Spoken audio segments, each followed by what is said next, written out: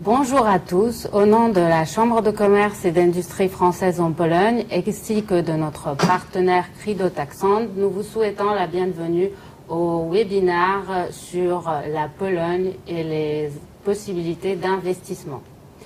Ce webinaire, étant donné le court temps que nous avons, il n'y aura pas trop la possibilité de poser les questions pendant le webinaire, mais bien sûr, vous êtes invités à poser toutes vos questions à moi ou à ma collègue Agnieszka Wnuk, qui avec moi va présenter ce webinaire après notre présentation. Toutes les informations vous seront données à la fin de ce webinaire. Moi-même, je vais vous présenter les informations générales sur la Pologne, alors que ma collègue va vous présenter les incitations aux investissements possibles en Pologne. Alors, nous démarrons. En premier lieu, je vais vous dire pourquoi la Pologne, pourquoi c'est un pays intéressant pour investir. Alors, en premier lieu, la Pologne est un pays intéressant étant donné que déjà, c'est un pays qui n'est pas très loin de la France. En fait, en avion, il faut 2 heures à peu près pour aller de Paris à Varsovie. Donc, c'est vraiment à côté. Culturellement aussi, c'est pas loin. Et c'est un pays assez grand. C'est près de 40 millions d'habitants. Donc, c'est un des plus grands, c'est le plus grand pays de la zone PECO qui sont membres de l'Union européenne. Pour continuer, je vous dirai, je vous dirai qui est le Polonais, parce que c'est important de faire une connaissance. Le Polonais, alors en ce qui concerne, c'est très important de savoir. Alors, il parle polonais. Pour les affaires, c'est l'anglais ou l'allemand. Bien sûr, dans certaines régions, il y a d'autres langues. Par contre, c'est pas souvent qu'on arrive à trouver des partenaires qui soient vraiment francophones. Le polonais, il paye en zloty. On n'est toujours pas passé à l'euro, malgré que, bien sûr, il y a de fortes chances que bientôt on va le faire. Mais pour le moment, on paye en zloty. Le salaire minimum, alors le salaire minimum en Pologne est d'environ 1600, enfin, il est de 1600 zloty, ce qui équivaut à peu près à 400 euros. La plupart des Polonais habitent les villes et le salaire moyen est de 900 euros. Je vais vous montrer sur le slide suivant que le pays est très intéressant, entre autres parce que la Pologne a su garder, même pendant la crise de 2009, une croissance positive. Et on a toujours cette croissance, bien sûr, c'est pas la même croissance qui était notée en 2011, mais c'est toujours une croissance importante. Une inflation qui est pas... Enfin, on aimerait qu'elle soit moins grande, mais elle est toujours,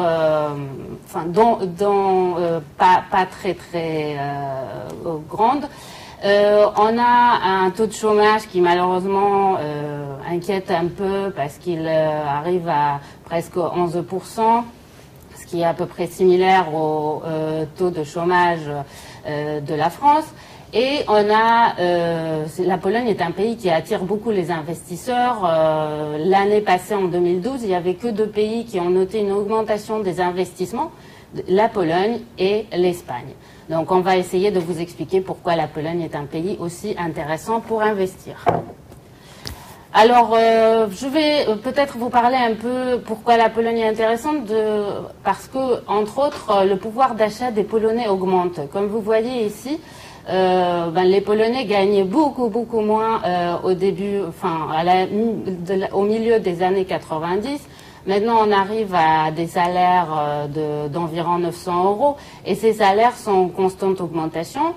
Bien sûr, on est loin encore de la moyenne de l'Union européenne, mais par exemple, pour des villes telles que Varsovie, on est à peu près à 80% de la moyenne de l'Union européenne. Ce qui fait que les gens ont de plus en plus d'argent qu'ils peuvent dépenser, donc beaucoup de sociétés investissent entre autres pour vendre leurs produits sur le marché local. Alors, Le taux de croissance, comme je disais, comme partout, il fluctue. Au début des années 90, c'est vrai qu'on a une ouverture, un boom assez important. Maintenant, ce taux de croissance oscille disons, entre 1,5 et 4%. Par contre, on est, pour le moment, on croise les doigts que ça ne change pas, on n'est pas arrivé à avoir une décroissance. Donc, pour le moment, on a toujours une croissance. Alors, quelles sont les relations entre la France et la Pologne? La Pologne est un partenaire important pour la France. C'est le premier partenaire dans la zone d'EPECO. Et c'est également pour la Pologne, la France est son 4e client et le 5e fournisseur du pays. Par contre, en règle générale, la Pologne est 11e fournisseur mondial. Ce qui est important aussi à dire, c'est que pour la Pologne, la France est un pays important parce que c'est le 3e investisseur étranger. Derrière, bien sûr, il y a les Pays-Bas, il y a l'Allemagne. Avant, par contre, la France garde une position assez forte. Je vais vous parler tout à l'heure quels sont les principaux investissements en Pologne. Alors, ici encore quelques mots sur la Pologne et les relations entre la France et la Pologne. Comme vous voyez sur ce graphe, il y a une augmentation constante, à part bien sûr l'année 2009 qui n'était facile pour personne, des relations bilatérales en ce qui concerne les exportations et les importations entre la France et la Pologne. Comme je vous l'ai promis, je vais vous dire un peu quelques mots sur les investissements polonais. La spécificité un peu de la Pologne, c'est qu'il n'y a pas un seul secteur, ou même deux, qu'on pourrait qualifier comme des secteurs, les seuls secteurs importants de l'économie polonaise. Parce que comme vous voyez, il y a parmi les secteurs où les Français investissent, il y a la télécommunication. Donc la plus importante entreprise, c'est Orange, et qui a racheté, il y a de cela déjà quelques années, Telekomunikacja Polska. C'était en fait le plus important investissement jusqu'à aujourd'hui français en Pologne. Et là, au moment de cet investissement, la France était premier investisseur en Pologne. Mais à part Orange, car maintenant, pendant un temps, on avait encore Telekomunikacja et Orange, maintenant on n'a que Orange. Et à part le secteur de la télécommunication, on a également le secteur de la construction, du BTP, parce que la Pologne, il faut le savoir, grâce aux fonds européens, et on peut dire un chantier toujours en construction. Il y a pas mal de routes qui ont été construites, mais il y a beaucoup de choses encore qui restent à faire. La Pologne est un pays où, justement, à part les routes, on construit des immeubles, des bâtiments. Donc, il y a pas mal de sociétés françaises qui participent à ces constructions. La Pologne, puisqu'on était les organisateurs ou co-organisateurs de l'Euro 2012, ce qui a beaucoup boosté tout ce qui était investissement dans l'infrastructure. Et bien sûr, pour les Polonais, la France, c'est synonyme de tout ce qui est dans le commerce. Donc, on a tous les groupes tels que Carrefour, Auchan, Leroy Merlin, Decathlon et ainsi de suite. Les Français sont aussi très forts dans ce qui concerne le domaine de l'environnement en Pologne. Les Polonais doivent, comme tous les pays, être en accord avec les normes de l'Union européenne. La France est parmi les pays qui peuvent apporter beaucoup de leur savoir-faire dans ce domaine-là. Les banques aussi sont très présentes en Pologne, les banques françaises. Le secteur automobile, bien qu'on ne produise pas de voitures françaises en Pologne, mais il y a tous les grands constructeurs qui sont présents, et également Michelin qui, lui, a ses usines en Pologne, Faurecia également, et d'autres entreprises. Dans le domaine de l'énergie, la France est réputée comme un pays très fort dans tout ce qui est énergie, entre autres nucléaire. Et aussi, on a Canal+, on a la chaîne des hôtels Accor. Donc, si vous venez en Pologne, vous aurez pratiquement dans toutes les grandes villes la possibilité d'être dans un hôtel Accor. et d'autres sociétés dans l'agroalimentaire telles que Bonduelle et bien sûr dans le domaine pharmaceutique, entre autres la société Sanofi. Pourquoi la Pologne? Pourquoi les Français trouvent, ou en fait tous les investisseurs trouvent que la Pologne est un pays intéressant? Entre autres, la Pologne est un pays réputé pour de bonnes capacités en termes de sous-traitance et un bon rapport qualité-prix. C'est vrai que peut-être il y a certains pays, il y a sûrement des pays où la main-d'œuvre est moins chère et où on peut produire à moindre coût. Par contre, beaucoup de sociétés que nous avons accompagnées nous disent qu'en fait, ils sont revenus en Pologne. Pendant un certain temps, ils ont quitté notre pays, mais ils sont revenus parce qu'ils se sont rendus compte que quand même la Pologne avait cet avantage que les produits pouvaient avoir une qualité constante. Et dans beaucoup de domaines, c'est très très important. À part ça, beaucoup de sociétés préfèrent avoir quand même une information sur leurs produits qu'ils étaient fabriqués en Europe que dans des pays un peu plus lointains. Donc après, c'est des décisions stratégiques. Les Polonais ont des cadres très qualifiés, ont beaucoup d'universités et il est assez facile de trouver des gens avec un niveau élevé d'études. Et bien sûr, en Pologne, il y a 14 zones économiques spéciales et c'est ma collègue Agnieszka qui vous en parlera plus parce que c'est une des façons d'inciter les nouveaux investisseurs. Et comme je disais, la Pologne a bénéficié de fonds de l'Union européenne et pour les années à venir, l'enveloppe qui est accordée à la Pologne est très très importante. C'est un des rares pays à pouvoir bénéficier de plus de fonds que ce qui a été accordé pour les années passées. Alors, qu'est-ce qu'il faut quand même prendre en compte si on veut investir ou venir en Pologne? C'est sûrement, il faut avoir une assistance juridique et fiscale.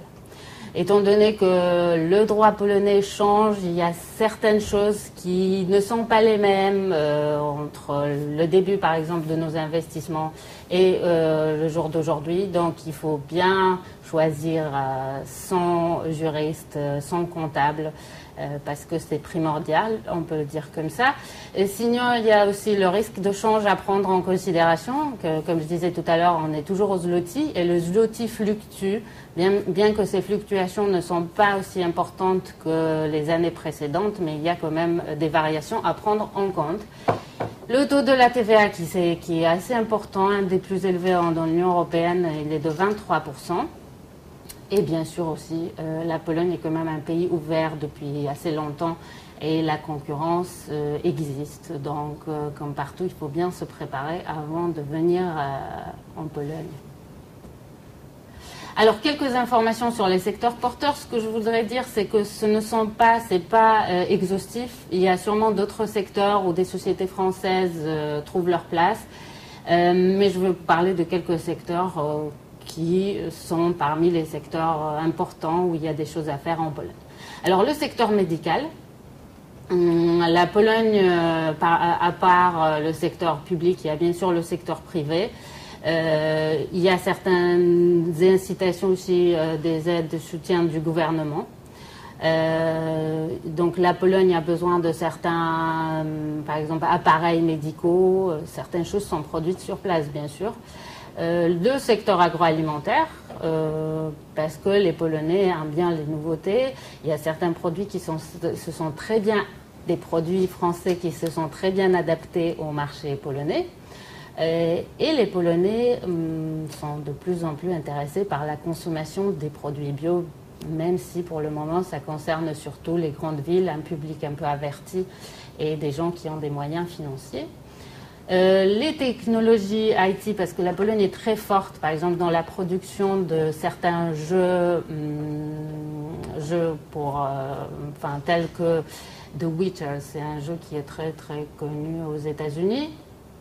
Et c'est un secteur qui croît et qui continue à croître et qui pèse de plus en plus lourd dans le PIB polonais. encore quelques secteurs. En général, comme je disais, la sous-traitance, l'industrie, là on a un très beau voilier que vous pouvez voir à gauche. Ce voilier, en fait, c'est que la Pologne est un grand producteur de bateaux de plaisance. Il y a même des Français qui se sont installés en Pologne pour produire des voiliers. Beaucoup de ces bateaux sont destinés à l'export. Les produits de luxe. Les produits de luxe, un des seuls secteurs à ne pas être touché par la crise. Chaque année, il y a de nouvelles analyses au sujet de ce secteur et qui démontrent que les Polonais, grâce à l'augmentation de leur pouvoir d'achat, sont de plus en plus en mesure de s'acheter des produits de meilleure et meilleure qualité. Pour information, une petite pas anecdote, mais une petite parenthèse, c'est qu'une des sociétés polonaises dans le domaine des cosmétiques, qui est aussi un secteur assez important en Pologne, est membre du comité Colbert, ce qui n'arrive pas tous les jours pour qu'une société polonaise puisse accéder à ce comité-là.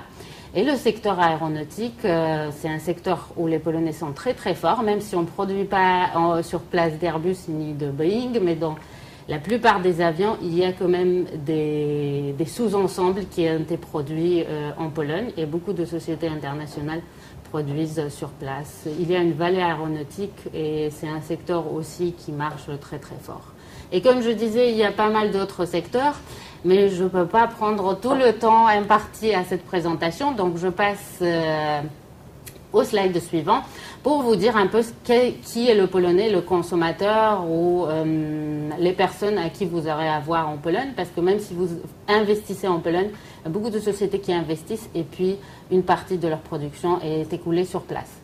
Alors, en Pologne, comme je disais, il y a beaucoup de gens qui habitent dans les villes et il y a une vingtaine de villes de plus de 200 000 habitants.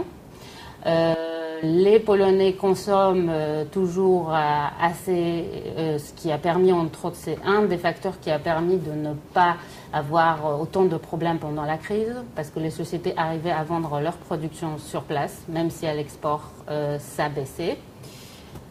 Le consommateur polonais, quelques informations. Alors, c'est vrai que le consommateur polonais est de plus en plus exigeant en ce qui concerne la qualité des produits. Même si pour un groupe important de Polonais, le prix reste un facteur très très important lors de l'achat des produits, et le Polonais a bien passé entre autres le temps. Je ne dis pas que tous les Polonais dans des centres commerciaux, c'est quelque chose qui se développe systématiquement.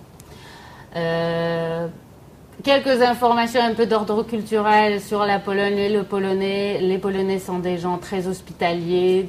La plupart des sociétés qui viennent, qu'on accompagne lors de missions qu'on organise, nous disent qu'ils étaient très bien accueillis par les sociétés polonaises, qu'ils ne savaient pas qu'ils allaient avoir un si bon retour. Les Polonais sont des gens curieux, ils aiment bien avoir des informations sur vous, sur le pays, etc. Par contre, dans les affaires, ils ont une approche assez anglo-saxonne. Donc, si vous travaillez avec les Polonais, il faut être assez clair, leur donner le maximum d'informations, ne pas hésiter à parler des prix des produits, etc. Bien sûr, il y a certains sujets à éviter. Ça dépend avec qui on travaille. Et les Polonais, dans beaucoup de villes, continuent à travailler en journée continue.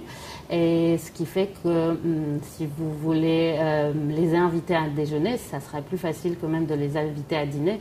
Mais dans les grandes villes, ça a beaucoup changé. Donc les gens maintenant travaillent plus, disons, à la française, avec une pause déjeuner. Alors, j'arrive presque à la fin de ma partie de présentation. Avant de venir en mission, il y a certains points qu'il faut prendre en compte. Déjà, acquérir un savoir de base sur la géoéconomie de la Pologne, parce que comme tout le monde, les Polonais aiment bien avoir l'impression qu'on s'intéresse à leur pays. Respecter un certain formalisme, bien sûr, venir à l'heure. C'est bien d'avoir vos plaquettes, vos présentations, une information sur ce que vous voulez faire en Pologne, en version anglaise. En polonais, ça serait encore mieux, mais en version anglaise, gardez également une attitude claire et transparente. C'est bien d'avoir des informations, un site internet, parce que tout se passe maintenant par internet en version multilangue. C'est important également d'établir les contrats en version écrite avec votre juriste. Et la langue des affaires, c'est bien au départ d'avoir un interprète quand même. Même si votre partenaire vous dit qu'il parle anglais, vous parlez anglais, l'interprète sert de brise-glace aussi un peu. Ne pas hésiter à révéler certaines données économiques, pas seulement les prix, mais également d'autres, combien vous pouvez investir, etc., parce que ça accélère énormément les démarches.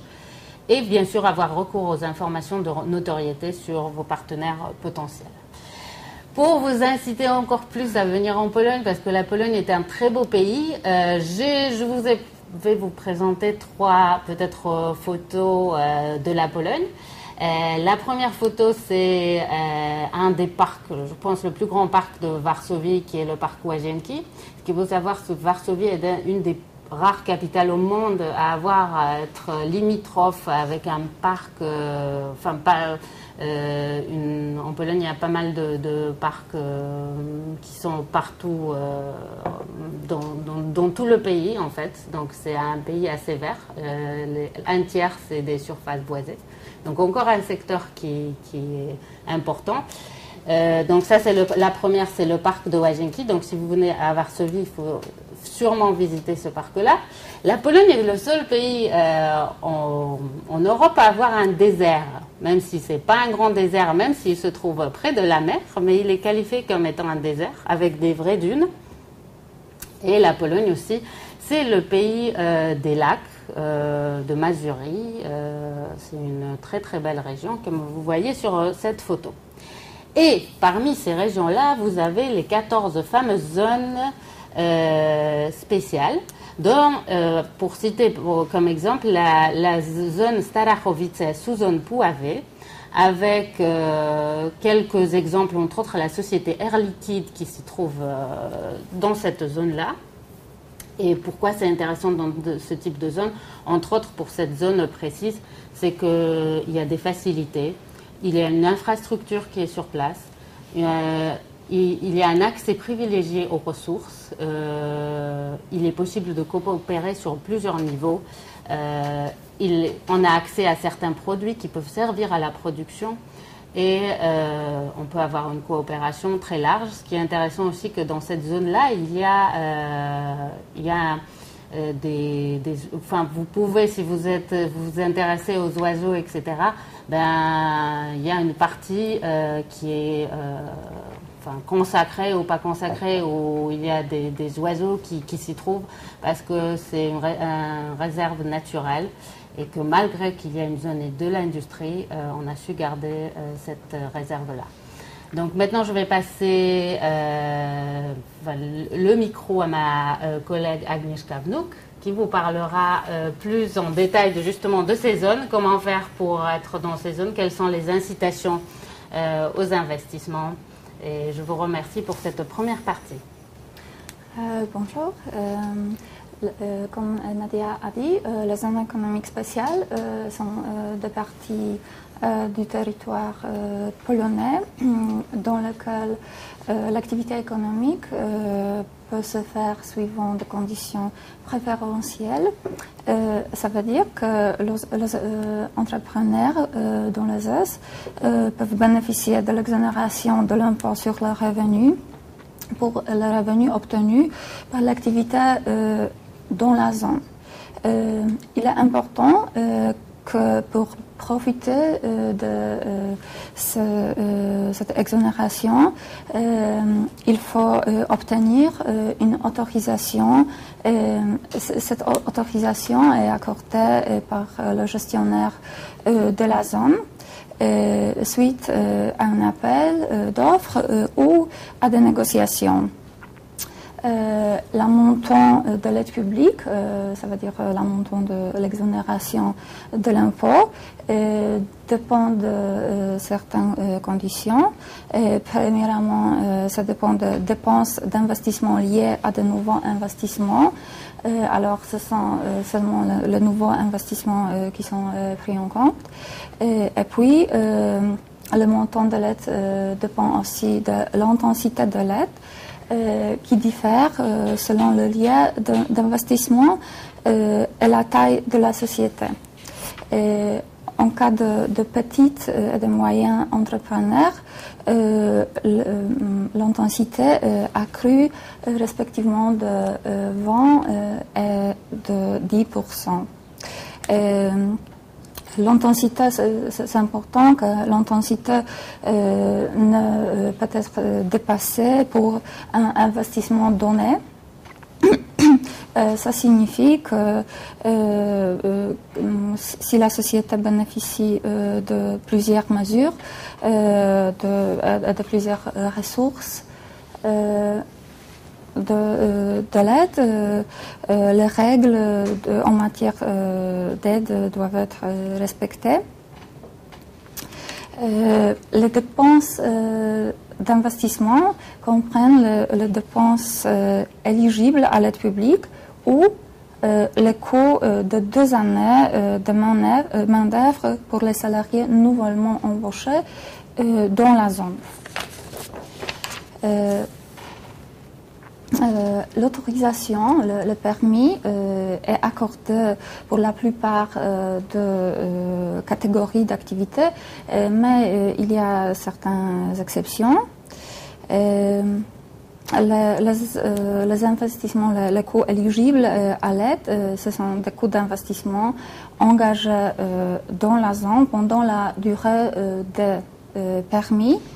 Et ce sont par exemple les prix d'achat du terrain ou le droit de l'usufruit perpétuel, aussi les prix d'achat des actifs corporels, incorporels, les coûts de bail ou de crédit bail. Il est important que l'investissement dans la zone doit être maintenu pendant au moins 3 ans pour le PME, les petites et moyennes entreprises, ou 5 ans pour les grandes entreprises. Ce sont les informations générales sur les aides. Ensuite, nous avons aussi en Pologne les crédits d'impôt technologique. Ces crédits permettent une déduction de la base imposable jusqu'à 50% des dépenses pour l'acquisition de nouvelles technologies. Et ça aussi n'exclut pas le droit à l'amortissement intégral de la valeur initiale. En pratique, ça permet une déduction efficace des coûts d'investissement de 9,5%. Les nouvelles technologies sont définies dans la loi comme étant le savoir-faire technologique sous la forme d'actifs incorporels qui n'est pas utilisé le monde depuis plus que 5 ans. Ça doit être confirmé par l'opinion d'une unité de recherche indépendante du contribuable. Et ici, à Crido, notre équipe de l'aide publique coopère avec plusieurs unités de recherche. Il est possible d'obtenir cette opinion exigée. La base de calcul du montant de crédit et le coût de l'acquisition de la connaissance technologique avec un accord de transfert et l'utilisation de ces droits. Mais il est important que ce n'est pas possible d'appliquer le crédit, de profiter de ce crédit si le contribuable a créé la nouvelle technologie lui-même. Alors il faut acheter la nouvelle technologie. Vous avez un petit exemple de calcul de crédit d'impôt technologique. Ici, il y a des principes spécifiques de calcul, mais en général, c'est jusqu'à 50% de dépenses effectivement engagées. Ensuite, nous avons aussi l'exonération de taxes immobilières en Pologne. Ce type d'aide publique est établi par une résolution du conseil municipal parce que la taxe immobilière est un type d'impôt locaux. Il est important que l'exonération est automatique. Ça veut dire qu'il suffit à l'entreprise de remplir les critères. Il ne faut faire rien d'autre. Le montant de l'aide correspond à la valeur de l'exonération fiscale. L'exonération peut être partielle ou totale, ça dépend de la résolution du conseil municipal. Et l'exemption de l'impôt sur les véhicules routiers est aussi possible, peut aussi être établie par une résolution du conseil municipal. Puis, nous avons certaines subventions. En général, les subventions ne doivent pas être remboursées. Ça veut dire que le contribuable, l'entrepreneur peut bénéficier de ce type de l'aide publique, ne doit pas rembourser. Les subventions peuvent être accordées pour les projets recherche et développement et pour les projets d'investissement. Et nous avons ici certains exemples de programmes de subventions. Le programme Innotech est très intéressant. Nous avons deux voies de la subvention Innotech. Intech,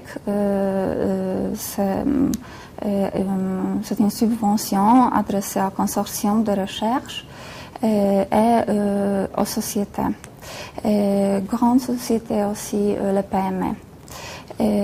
Il est possible d'obtenir cette subvention pour la recherche industrielle ou les travaux de développement et les travaux préparatoires à la mise en œuvre de ces travaux de recherche qui sont centrés sur le développement et la mise en œuvre de technologies, produits et services innovants.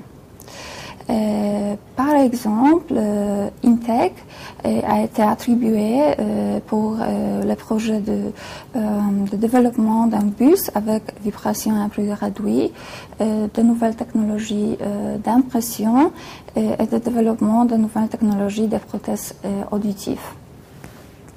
Vous avez dans une diapo le détail, le chiffre. Si c'est intéressant. Et la deuxième voie d'Innotech, c'est Hightech. Cette subvention est adressée seulement pour les PME travaillant dans les technologies de pointe. Et ici, la subvention peut être accordée pour le lancement de recherches industrielles ou travaux de développement conduisant à la création ou à l'amélioration sensible d'un produit ou d'une technologie. Et aussi, il est possible d'obtenir Hightech pour les activités préparatoires à la mise en œuvre des résultats de la recherche, tels que l'appel à des services de conseil dans le domaine de l'innovation ou l'appel à des services de soutien à l'innovation. Ici, les exemples des projets pour lequel Hightech a été accordé, c'est le développement d'un réacteur à gazéification de la biomasse à faible émission de CO2 au développement de dispositifs mécatroniques pour la réhabilitation de la main. Ici aussi, les chiffres sont présentés dans une diapo. Ensuite, nous avons la subvention Démonstrator Plus. C'est l'aide à la recherche et développement à l'échelle de la démonstration. Cette subvention est adressée aussi au consortium de recherche avec participation des entreprises, aux entreprises ou aux organismes de recherche. Il est possible d'obtenir cette subvention pour la recherche industrielle ou les travaux de développement visant à développer une nouvelle technologie ou un produit comprenant des tests pour la solution élaborée à une échelle de démonstration.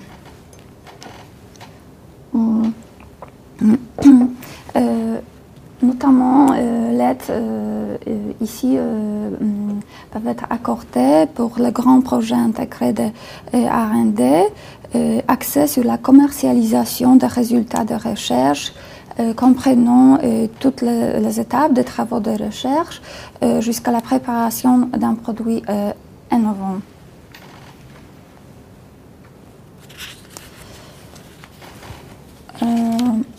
Ensuite, nous avons StratecMed. C'est la subvention, c'est le programme qui est offert au consortium de recherche. Et ici, le soutien peut être obtenu pour la recherche et le développement dans 4 domaines choisis de la médecine. La cardiologie et la chirurgie cardiaque, la cancérologie, oui, merci. La neurologie et les travaux sur les sens et pour la médecine régénérative. Et ici, le budget pour les offres est grand parce que c'est 360 millions zloty. Et il est important qu'ici, jusqu'à 100% des coûts de la phase de recherche peut être remboursé, de coûts éligibles. Ensuite, nous avons la subvention GECON.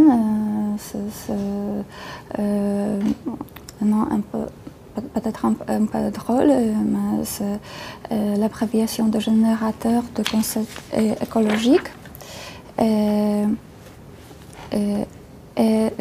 GECON est adressé aux entreprises qui réalisent des travaux de recherche et de mise en œuvre de cette dernière par la réalisation d'un investissement dans le domaine des technologies environnementales novatrices. Vous avez les exemples ici dans une diapo. Et ici, il est possible d'obtenir de 25 jusqu'à 80% de coûts éligibles pour la phase de recherche et développement et de 30 à 70 de coûts d'investissement pour la phase de mise en œuvre. Nous avons aussi le programme gouvernemental. Le type de projet éligibles à l'obtention d'une aide ici, ce sont les projets de mise en œuvre d'un nouvel investissement de grande importance pour l'économie polonaise, y compris la construction ou l'extension des centres de recherche et développement. Ce type de subvention est accordé par l'État C'est une dotation financée par l'État. Le secteur prioritaire pour le programme gouvernemental, ce sont les secteurs automobile, électronique, aérien, biotechnologique, des services commerciaux modernes et bien sûr de recherche et développement.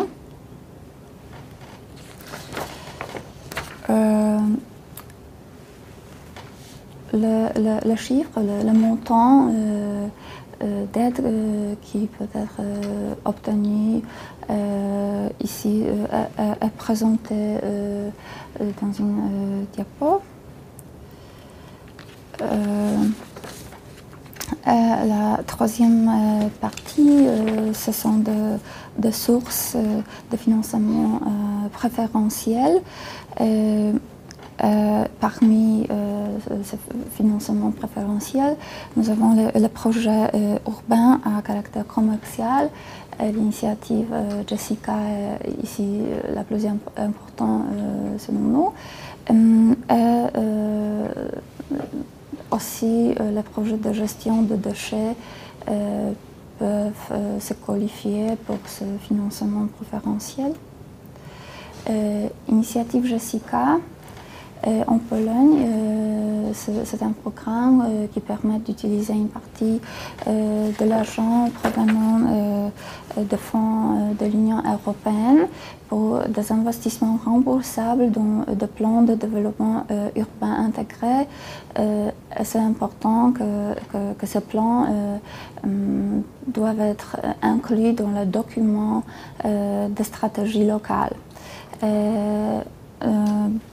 Dans une diapo, vous avez une petite carte dans laquelle les régions où il est possible d'obtenir le financement Jessica sont marquées parce que ce sont seulement certains voïvodies.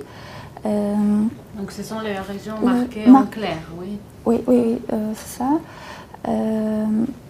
Oui, grâce aux fonds disponibles dans le cadre de l'initiative Jessica, il est possible de financer des projets urbains de nature commerciale. Parmi les exemples des types de projets, on doit mentionner les projets de revitalisation menant à la création de centres commerciaux et semblables.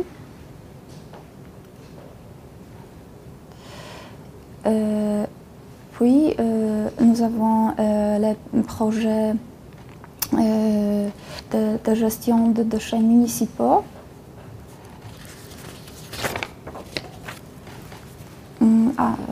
Je pense que pour Jessica, il est aussi important de dire qu'il est possible d'obtenir le prêt préférentiel jusqu'à 75 déco de financement de projets. Et les paramètres important, c'est un taux d'intérêt qui est diminué par rapport à des taux VIBOR ou les taux de référence de Banque nationale de Pologne. Ce taux d'intérêt peut être diminué de 2,5% au maximum. Le financement remboursable et les périodes de remboursement c'est de 15 jusqu'à 20 ans. Mais il est possible de bénéficier d'un délai de grâce, d'une période de grâce de 1 à 2 ans, mais le remboursement doit commencer au plus tard à la fin de 2015. Alors, il est possible d'obtenir le prêt moins cher que normalement ici. Oui, alors nous avons le projet de gestion de déchets municipaux.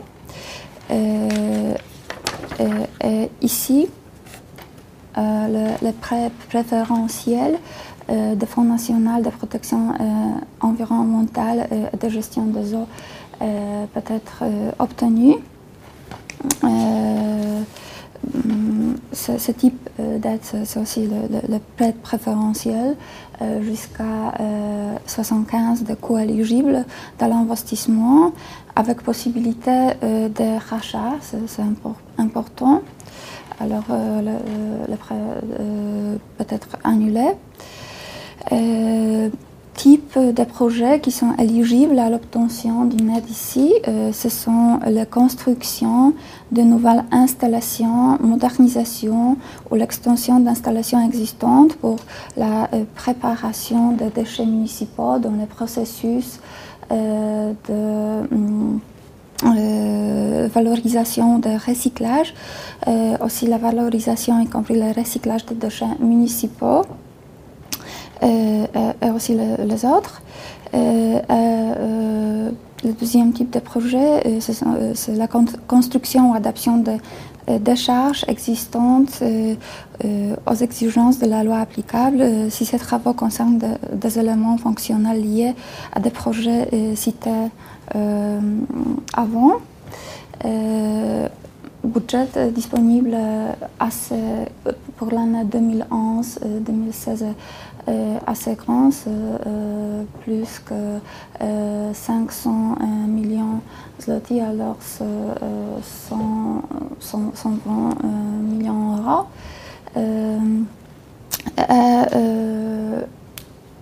Ici, nous avons aussi à Crido obtenu ce financement pour certains projets. Conditions de ce prêt sont préférentielles, comme j'ai déjà dit. Alors, l'intérêt annuel de ces prêts, c'est 3,5%. Et la période de financement, c'est jusqu'à 15 ans. Comme j'ai déjà dit, il est possible d'obtenir le rachat du prêt. Les conditions, ce sont que le montant du rachat ne peut pas être supérieur à 30% du montant du prêt. C'est quand même assez beaucoup. Un versement d'au moins 50% du prêt accordé avec les intérêts et aussi la condition des rachats. Les demandes peuvent être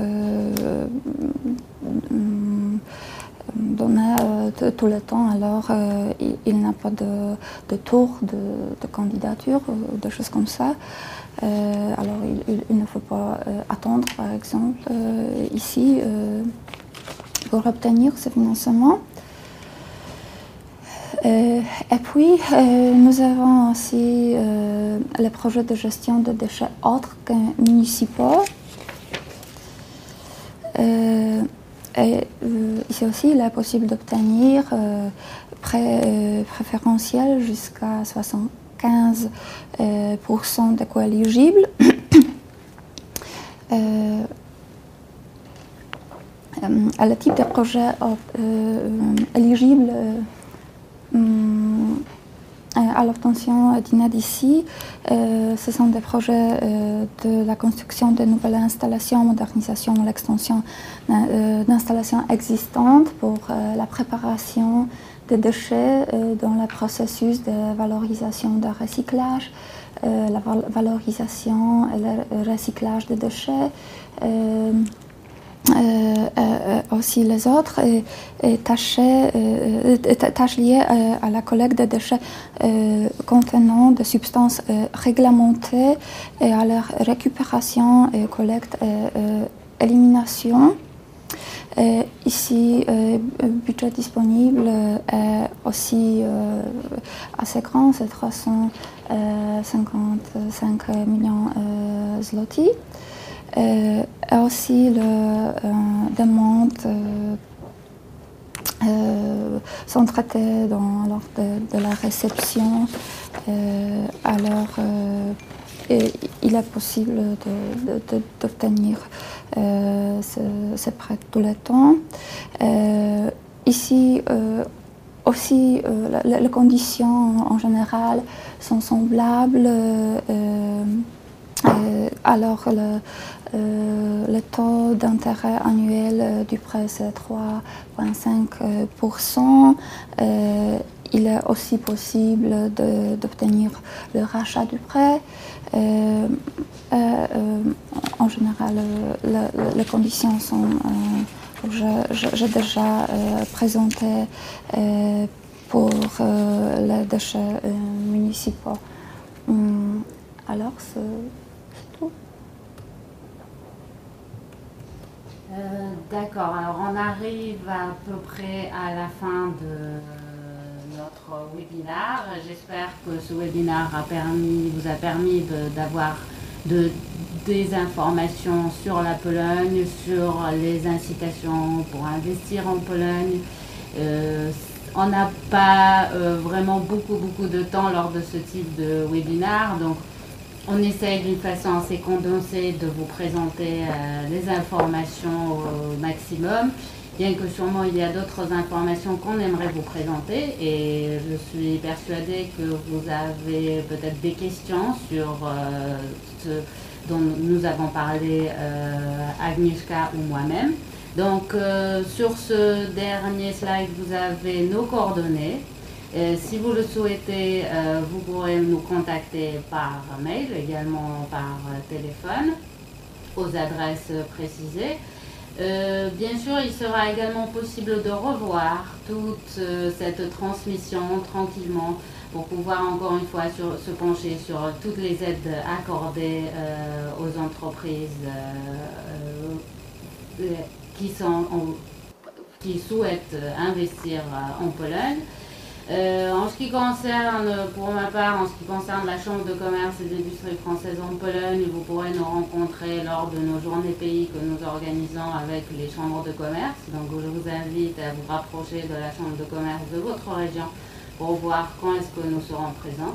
Et nous, on pourra vous expliquer plus en détail le marché polonais et les opportunités pour vos produits, alors que ma collègue Agnieszka Wnuk sûrement pourra vous présenter toutes les aides et vous aider à avoir ces aides, parce qu'il y en a beaucoup, elles concernent pas mal de secteurs et c'est intéressant d'en profiter. Par contre, c'est vrai qu'il faut avoir un partenaire qui pourra vous aider et vous éclairer.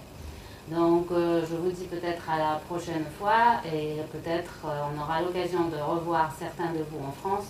Et si certains de vous viennent en Pologne, Credo Taxant et la Chambre de commerce se trouve à Varsovie. Donc n'hésitez pas. Merci beaucoup. Merci. Merci.